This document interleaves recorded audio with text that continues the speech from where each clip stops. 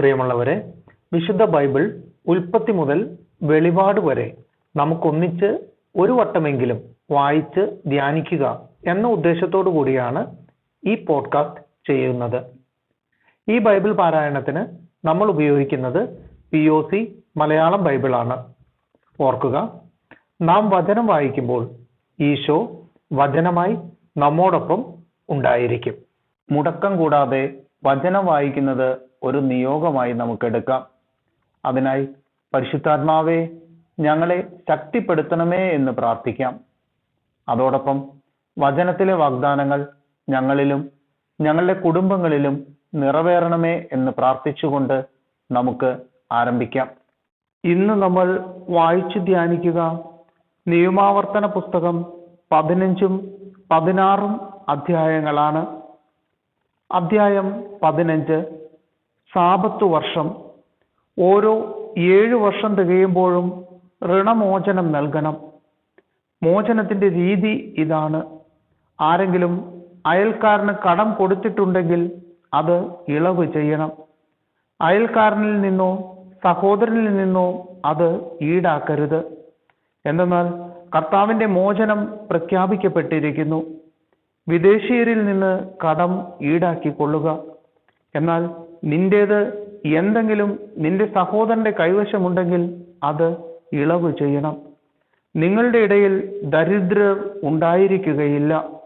എന്തെന്നാൽ നിങ്ങളുടെ ദൈവമായ കർത്താവ് നിങ്ങൾക്ക് അവകാശമായി തരുന്ന ദേശത്ത് നിങ്ങൾ അവിടുത്തെ വാക്ക് കേൾക്കുകയും ഞാൻ ഇന്നു നൽകുന്ന അവിടുത്തെ കൽപ്പനകളെല്ലാം ശ്രദ്ധാപൂർവം പാലിക്കുകയും ചെയ്താൽ അവിടുന്ന് നിങ്ങളെ സമൃദ്ധമായി അനുഗ്രഹിക്കും. നിങ്ങളുടെ ദൈവമായ കർത്താവ് തൻ്റെ വാഗ്ദാനം അനുസരിച്ച് നിങ്ങളെ അനുഗ്രഹിക്കും. നിങ്ങൾ അനേകം ജനതകൾക്ക് കടം കൊടുക്കും. നിങ്ങൾ ഒന്നും കടം വാങ്ങുകയില്ല. നിങ്ങൾ അനേകം ജനതകളെ ഭരിക്കും. നിങ്ങളെ ആരും ഭരിക്കുകയില്ല. നിങ്ങളുടെ ദൈവമായ കർത്താവ് നിങ്ങൾക്ക് നൽകുന്ന ദേശത്തെ പട്ടണങ്ങളിൽ ഏതിലെങ്കിലും ഒരു സഹോദരൻ ദരിദ്രനായിട്ടുണ്ടെങ്കിൽ നീ നിന്റെ ഹൃദയം കഠിനമാക്കുകയോ അവന് സഹായം നിരസിക്കുകയോ അരുത്. അവന് ആവശ്യമുള്ളത് എന്തു തന്നെയായാലും ഉദാരമായി വായ്പ കൊടുക്കണം. മോചനത്തിന്റെ വർഷമായ 7-ാം വർഷം അടുത്തിരിക്കുന്നുവെന്ന് നിന്റെ ദുഷ്ടഹൃദയത്തിൽ ചിന്തിച്ച് ദരിദ്രനായ സഹോദരനെ നിഷ്കരുണം വീക്ഷിക്കുകയും അവന് ഒന്നും കൊടുക്കാതിരിക്കുകയും അരുത്. അവൻ നിനക്കെതിരായി കർത്താവിന്റെ സന്നിധിയിൽ നിലവിളിക്കുകയും അങ്ങനെ അത് നിനക്ക് പാപമായി തീരുകയും ചെയ്യാതിരിക്കാൻ സൂക്ഷിച്ചു കൊള്ളുക. നീ അവന് ഉദാരമായി കടം കൊടുക്കണം. അതിൽ ഖേദിക്കരുത്. നിന്റെ ദൈവമായ കർത്താവ് നീ ചെയ്യുന്ന എല്ലാ ജോലികളിലും നീ ആരംഭിക്കുന്ന എല്ലാ പ്രവൃത്തികളിലും നിന്നെ അനുഗ്രഹിക്കും. ഭൂമിയിൽ ദരിദ്രർ എന്നും ഉണ്ടായിരിക്കും. ആകയാൽ നിന്റെ നാട്ടിൽ വസിക്കുന്ന അഗതിയും ദരിദ്രനുമായ നിന്റെ സഹോദരന് വേണ്ടി കൈ അയച്ചു കൊടുക്കുക എന്ന് ഞാൻ നിന്നോട് കൽപ്പിക്കുന്നു. അടിമകൾക്ക് മോചനം. നിന്റെ ഹെബ്രായ സഹോദരനോ സഹോദരിയോ നിനക്ക് വിൽക്കപ്പെടുകയും നിന്നെ 6 വർഷം സേവിക്കുകയും ചെയ്താൽ 7-ാം വർഷം ആ ആൾക്ക് സ്വാതന്ത്ര്യം നൽകണം. സ്വാതന്ത്ര്യം നൽകി അയക്കുമ്പോൾ വെറും കൈയോടെ വിടരുത്. നിന്റെ ആട്ടിൻപറ്റത്തിൽ നിന്നും മെതിക്കളത്തിൽ നിന്നും മുന്തിരിച്ചക്കിൽ നിന്നും അവന് ഉദാരമായി നൽകണം. നിന്റെ ദൈവമായ കർത്താവ് നിനക്ക് നൽകിയ ദാനങ്ങൾക്കനുസരിച്ച് നീ അവന് കൊടുക്കണം. നീ ഒരിക്കൽ ഈജിപ്തിൽ അടിമയായിരുന്നെന്നും നിന്റെ ദൈവമായ കർത്താവാണ് നിന്നെ രക്ഷിച്ചതെന്നും ഓർക്കണം. അതിനാലാണ് ഇന്ന് ഞാൻ നിന്നോട് ഇക്കാര്യം കൽപ്പിക്കുന്നത്. എന്നാൽ അവൻ നിന്നെയും നിന്റെ കുടുംബത്തെയും സ്നേഹിക്കുകയും നിന്നോടുകൂടെ താമസിക്കാൻ ഇഷ്ടപ്പെടുകയും ചെയ്യുന്നത് കൊണ്ട് ഞാൻ നിന്നെ പിരിഞ്ഞു പോവുകയില്ല എന്ന് പറഞ്ഞാൽ അവനെ ഭവനവാതിൽക്കൽ കൊണ്ടുവന്ന് ഒരു തോൽ സൂചി കൊണ്ട് നീ അവന്റെ കാതു തുളയ്ക്കണം. അവൻ എന്നും നിന്റെ ദാസനായിരിക്കും. നിന്റെ ദാസിയോടും അപ്രകാരം ചെയ്യുക.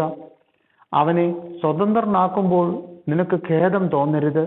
ഒരു കൂലിക്കാരന് കൊടുക്കേണ്ടതിന്റെ പകുതി ചെലവിന് അവൻ 6 വർഷം നിനക്ക് വേണ്ടി ജോലി ചെയ്തു. നിന്റെ ദൈവമായ കർത്താവ് നിന്റെ എല്ലാ പ്രവൃത്തികളിലും നിന്നെ അനുഗ്രഹിക്കും. കടിഞ്ഞൂലുകൾ. നിന്റെ ആടുമാടുകളിൽ കടിഞ്ഞൂലുകളെയെല്ലാം നിന്റെ ദൈവമായ കർത്താവിന് സമർപ്പിക്കണം. കടിഞ്ഞൂൽ കാളയെ കൊണ്ട് പണിയെടുപ്പിക്കരുത്. കടിഞ്ഞൂലാടിന്റെ രോമം കത്രിക്കുകയും അരുത്. നിന്റെ ദൈവമായ കർത്താവ് തിരഞ്ഞെടുക്കുന്ന സ്ഥലത്ത് വെച്ച് അവിടുത്തെ സന്നിധിയിൽ വർഷം തോറും നീയും നിന്റെ കുടുംബവും അവയെ ഭക്ഷിക്കണം.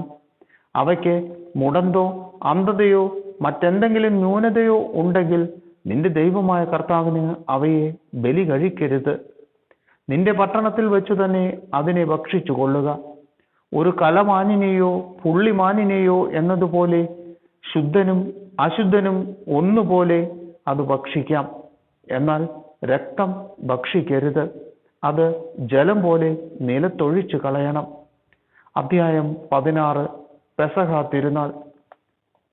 അബീബ് മാസം ആചരിക്കുകയും നിന്റെ ദൈവമായ കർത്താവിന്റെ പെസഹ ആഘോഷിക്കുകയും ചെയ്യുക.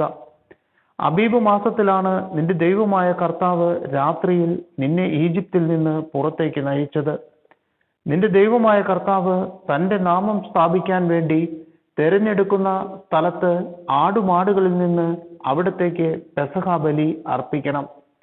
അവയോടുകൂടെ പുളിപ്പുള്ള അപ്പം ഭക്ഷിക്കരുത്.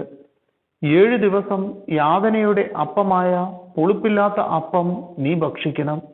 നീ ഈജിപ്തിൽ നിന്ന് പുറത്തു കടന്ന ദിവസത്തെപ്പറ്റി ജീവിതകാലം മുഴുവൻ ഓർമ്മിക്കുന്നതിന് വേണ്ടിയാണിത്. തിടുക്കത്തിലാണല്ലോ ഈജിപ്തിൽ നിന്ന് നീ പുറപ്പെട്ടത്. 7 ദിവസത്തേക്ക് നിന്റെ അതിർത്തിക്കുള്ളിൽ പുളിമാവ് കാണരുത്.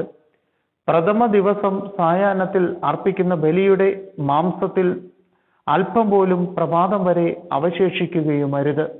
നിന്റെ ദൈവമായ കർത്താവ് നിനക്ക് തരുന്ന പട്ടണങ്ങളിൽ ഏതിലെങ്കിലും വെച്ച് പെസഹ ബലി അർപ്പിച്ചാൽ പോരാ. നിന്റെ ദൈവമായ കർത്താവ് തന്റെ നാമം സ്ഥാപിക്കുന്നതിന് വേണ്ടി തെരഞ്ഞെടുത്ത സ്ഥലത്ത് വെച്ച് സൂര്യാസ്തമയ സമയത്ത്, അതായത് നിങ്ങൾ ഈജിപ്തിൽ നിന്ന് പുറപ്പെട്ട സമയത്ത് പെസഹ ബലി അർപ്പിക്കണം. നിന്റെ ദൈവമായ കർത്താവ് തെരഞ്ഞെടുക്കുന്ന സ്ഥലത്ത് വെച്ച് അത് വേവിച്ചു ഭക്ഷിച്ചതിന് ശേഷം രാവിലെ എഴുന്നേറ്റ് കൂടാരത്തിലേക്ക് മടങ്ങണം. 6 ദിവസം പുളിപ്പില്ലാത്ത അപ്പം ഭക്ഷിക്കണം. 7-ാം ദിവസം നിന്റെ ദൈവമായ കർത്താവിന് വേണ്ടി നിങ്ങൾ ആഘോഷപൂർവം ഒരുമിച്ച് കൂടണം. അന്ന് ജോലിയൊന്നും ചെയ്യരുത്. ആഴ്ചകളുടെ തിരുനാൾ. 7 ആഴ്ചകൾ എണ്ണുക. കൊയ്ത്തു തുടങ്ങിയ ദിവസം മുതലാണ് ആഴ്ചകൾ എണ്ണേണ്ടത്. അനന്തരം നിന്റെ ദൈവമായ കർത്താവ് നിനക്ക് നൽകുന്ന അനുഗ്രഹങ്ങൾക്കൊത്ത വിധം സ്വാഭീഷ്ട കാഴ്ചകൾ സമർപ്പിച്ചുകൊണ്ട് അവിടത്തേക്ക് ആഴ്ചകളുടെ തിരുനാൾ കൊണ്ടാടുക.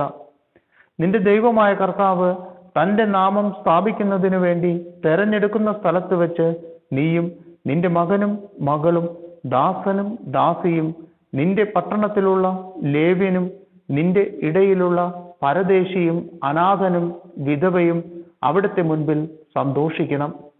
ഈജിപ്തിൽ നീ അടിമയായിരുന്നുവെന്ന് ഓർക്കുക. ഈ കൽപ്പനകളെല്ലാം ശ്രദ്ധാപൂർവം അനുസരിക്കണം. കൂടാര തിരുനാൾ. ധാന്യവും വീഞ്ഞും ശേഖരിച്ചു കഴിയുമ്പോൾ 7 ദിവസത്തേക്ക് കൂടാര തിരുനാൾ ആചരിക്കണം. ഈ തിരുനാളിൽ നീയും നിന്റെ മകനും മകളും ദാസനും ദാസിയും നിന്റെ പട്ടണത്തിലുള്ള ലേവ്യനും പരദേശിയും അനാഥനും വിധവയും സന്തോഷിക്കണം. നിന്റെ ദൈവമായ കർത്താവ് തിരഞ്ഞെടുക്കുന്ന സ്ഥലത്ത് അവിടത്തേക്ക് 7 ദിവസം തിരുനാൾ ആഘോഷിക്കണം. നിന്റെ എല്ലാ വിളവുകളും പ്രയത്നങ്ങളും നിന്റെ ദൈവമായ കർത്താവ് അനുഗ്രഹിക്കും. നീ സന്തോഷപൂരിതനാവുകയും ചെയ്യും. ആണ്ടിൽ 3 പ്രാവശ്യം പുളിപ്പില്ലാത്ത അപ്പത്തിന്റെ തിരുനാളിലും ആഴ്ചകളുടെ തിരുനാളിലും കൂടാര തിരുനാളിലും നിന്റെ ദൈവമായ കർത്താവ് തെരഞ്ഞെടുക്കുന്ന സ്ഥലത്ത് പുരുഷന്മാരെല്ലാവരും സമ്മേളിക്കണം. അവർ കർത്താവിന്റെ മുൻപിൽ വെറും കൈയോടെ വരരുത്. നിന്റെ ദൈവമായ കർത്താവ് നിങ്ങൾക്ക് നൽകിയിരിക്കുന്ന അനുഗ്രഹങ്ങൾക്കൊത്ത വിധം ഓരോരുത്തരും കഴിവനുസരിച്ച് കാഴ്ചകൾ സമർപ്പിക്കണം. നീതിപാലനം.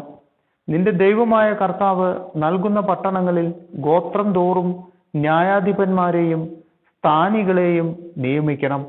അവർ ജനങ്ങൾക്ക് നിഷ്പക്ഷമായി നീതി നടത്തി കൊടുക്കട്ടെ. നിന്റെ വിധികൾ നീതിവിരുദ്ധമായിരിക്കരുത്. നീ പക്ഷപാതം കാട്ടുകയോ കൈക്കൂലി വാങ്ങുകയോ അരുത്. എന്തെന്നാൽ കൈക്കൂലി ജ്ഞാനിയെ അന്ധനാക്കുകയും നീതി നിഷേധിക്കാൻ പ്രേരിപ്പിക്കുകയും ചെയ്യുന്നു.